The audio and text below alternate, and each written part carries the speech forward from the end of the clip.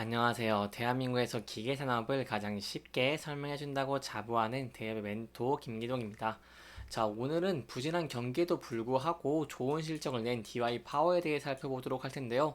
구체적으로 어떻게 좋은 실적을 냈는지, 그리고 저희가 앞으로 기대해 볼 수 있는 추가적인 상승 모멘텀이 어떤 부분들이 있는지를 영상 속에서 자세하게 풀어보도록 할 테니까요. 딱 5분만 집중한다고 생각하시고 지켜봐 주시면 정말 감사하겠습니다. 이번 시간에 일단 DY 파워가 좋은 실적을 냈다고 하는데, 이러한 23년 실적에 대해서 간단하게 분석을 해보도록 하고요. 그 이후에 DY 파워 같은 경우에는 현대 인프라코어와 좀 큰 연관이 있습니다. 그렇기 때문에 이런 관계도 함께 살펴보도록 하겠습니다. 그리고 마지막으로 중국 양회, 즉 이런 경기 부양에 관련돼서 이 DY파가 좀 기대를 얻을 수 있다고 하는데, 여기에 대한 세부적인 내용까지 이번 시간에 이러한 순서로 중요한 내용들을 하나하나 풀어가 보도록 할 테니까요. 제 영상 계속해서 지켜봐 주시면서 혹시나 마음에 드셨다고 하신다면 좋아요와 구독 한 번씩만 눌러주시면 정말 감사하겠습니다. 설명을 드리기에 앞서서 DY 파워가 어떤 회사인지 간단하게만 설명해 드리고자 한다면요. 이 DY 파워 같은 경우에는 건설기계의 핵심 부품이라고 할 수 있는 바로 이런 유압 실린더 국내 1위 업체라고 할 수 있겠고요. 이런 유압 실린더 같은 경우에는 굴삭기 등 이런 건설 중장비나 공작기계, 이런 특장차 등에서 자동 제어와 동력 전달을 위해서 필요한 핵심 부품입니다. 주요 고객사는 바로 아까 말씀드린 현대 인프라코어, 그리고 현대 건설기계, 미국 테레스, 일본 히타치 등이 있다고 이렇게 간단하게만 설명해 드리고 넘어가도록 하겠습니다. DY 파워카트는 굉장히 좋은 실적을 냈습니다. 매출액 같은 경우를 본다고 하시면 4,300억 원을 기록하면서 전년 대비 2.6% 소폭 증가한 모습을 보여줬지만, 이 영업이익과 당기순이익이 단연 돋보이는 실적을 냈다고 할 수 있겠는데요. 이 영업이익과 당기순이익 같은 경우에는 각각 이렇게 363억 원, 그리고 274억 원을 기록을 하면서 전년 대비 34.7%, 54% 이렇게 큰 폭으로 증가한 모습을 보여줬습니다. 아무래도 이런 건설에 이런 중장비, 여기에 들어가는 유압 실린더 만드는 회사이기 때문에 건설업 경기와 큰 연관이 있는데, 작년에 건설 경기가 좋지 않았다고 하더라도 이렇게 좋은 실적을 냈다는 것은 저희가 매우 긍정적으로 볼 수 있겠죠. 그렇다면 어떻게 이렇게 좀 좋은 실적을 냈냐라고 한다면 바로 이 원가가 좀 개선된 모습을 보여왔고요. 그리고 글로벌로 좀 고객을 다변화했습니다. 여기에 더해서 이런 판가 조정 등으로 인해서 이렇게 영업이익이 증가를 하고 순이익도 증가하는 모습을 보여줬다라고 설명을 드릴 수 있겠습니다. 이 유압 실린더에 대해서 제가 또 간단하게 좀만 더 깊게 설명을 드리고자 한다면, 이 유압 실린더 같은 경우에는 건설 경기에 좀 민감하게 영향을 받습니다. 그렇기 때문에 제가 아까 말씀드린 이렇게 건설 경기가 안 좋음에도 불구하고 좋은 실적을 냈다는 것이 매우 큰 이런 긍정적인 부분이라고 말을 했죠.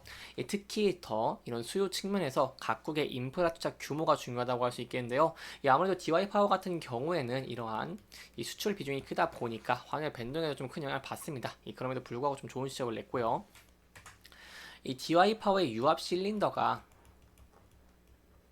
가장 많이 적용되는 것은 바로 건설 중장비, 바로 굴삭기라고 할 수 있겠는데요. 이 굴삭기 한 대당 약 6개, 그리고 이런 고수작 업자 한 대당 약 4개가 탑재된다고 할 수 있겠습니다. 이런 굴삭기 같은 경우에는 건설 경기, 그리고 이런 인프라 투자 규모를 가늠할 수 있는 지표이고요. 통상 중국 건설 경기를 볼 때 이런 굴삭기 판매량 추이가 가장 중요한 경기 선행 지표라고 할 수 있겠습니다. 하지만 이렇게 굴삭기 판매량 같은 경우를 저희가 지켜본다고 하시면, 이 중국이 건설 경기 이런 판매량의 지난해 이렇게 25%좀 급감한 모습을 보여주면서 이 건설 경기가 좀 안 좋아진 모습을 보여줬다라고 할 수 있겠습니다. 그러면서 이렇게 좋은 실적을 냈고 저희가 향후에도 더 좋은 실적을 기대해 볼 수 있다는 것이죠. 거기에 대한 근거는 바로 HD 현대 인프라 코어를 좀 보시면 알 것 같은데요. 이 현대 인프라 코어 같은 경우에는요, DY 파워 연결 매출액의 30%에서 이런 40%를 차지하는 최대 고객사이기 때문에 이 HD 현대 인프라코어의 매출 중에 80%를 차지하는 건설기계 부분 매출액과 이런 DY 파워의 매출액이 좀 매년 비슷한 방향으로 움직인다고 할 수 있겠는데, 현대 인프라코어 같은 경우에도 24년에 좀 좋은 실적을 냈고 그와 연동을 해서 이렇게 DY 파워도 좋은 실적을 냈다라고 할 수 있겠고요. 저희가 그러면 여기서 좀 지켜볼 부분은 이 현대 인프라코어의 실적과 좀 비교를 하면서 DY 파워의 실적도 좀 지켜볼 수 있겠죠. 마지막으로 추가적인 상승 모멘텀을 제가 하나 말씀을 드리려고 하는데요. 이 DY 파워의 주가 같은 경우에도요, 건설기계 시황 반등에 따라서 좀 저평가 국면에서 좀 탈피할 개연성 좀 있다고 할 수 있겠고, 이런 코로나19 엔데믹, 그리고 국내 및 북미 유럽의 건설기계 시황 호주에 이어서 지난해 부진했던 중국 시황도 좀 악영향을 미쳤습니다. 하지만 저희가 기대해 보시는 부분은 바로 이런 양해가 있다는 것인데요.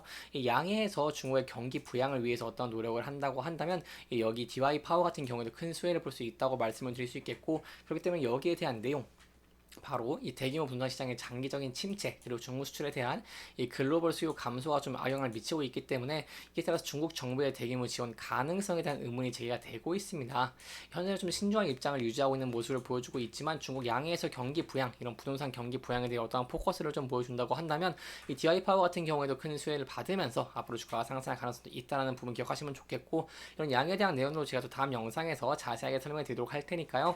제 영상 계속해서 지켜봐 주시면서 구독과 좋아요 한 번씩만 눌러주시면 정말 감사할 것 같습니다. 건설 경기 자체가 안 좋다 보니까 좋은 실적을 냈음에도 불구하고 DI 파워 같은 경우에 주가가 현재 좀 좋은 모습을 보여주지 못하고 있습니다. 따라서 저희 현재 좀 중요하게 봐야 되는 부분은 이런 중국 경기가 부양될 수 있을지, 그리고 건설에 대한 경기가 돌아올 수 있을지를 지켜보는 것이 중요할 것 같고요. 현재 주가 측면에서는 전 저점 이 11,330원 부근에서 지지를 주면서 이 주가가 올라간 모습을 보여주고 있기 때문에 현재 부분에서 주가가 좀 하락을 하게 된다고 한다면 저희가 11,330원 이 부분에서 지지를 받을 수 있을지 여부를 지켜보시는 게 중요할 것 같고요. 이 부분 주가가 현재 이동평균선 위에 좀 움직이고 있는 모습을 보여주고 있기 때문에 이 앞선 이 14,200원대 여기 이 부분들을 좀 돌파를 해주는 모습을 강한 거래량과 함께 보여준다고 한다면 저희가 향후 앞으로는 좀 좋은 전망을 기대해 볼 수 있기 때문에 추가적으로 추세적인 상승이 진행될 가능성도 있다는 부분을 기억해 주면 좋을 것 같습니다. 이렇게 이번 영상은 디알파의 실적, 그리고 앞으로 기대할 수 있는 추가적인 상승 모멘텀에 대해 좀 짚어보면서 진행을 했고요. 해당 영상은 개인적인 의견이 많이 들어갔기 때문에 투자자분들의 주관적인 생각과 해당 내용을 토대로 현명한 선택을 하시면 좋을 것 같습니다.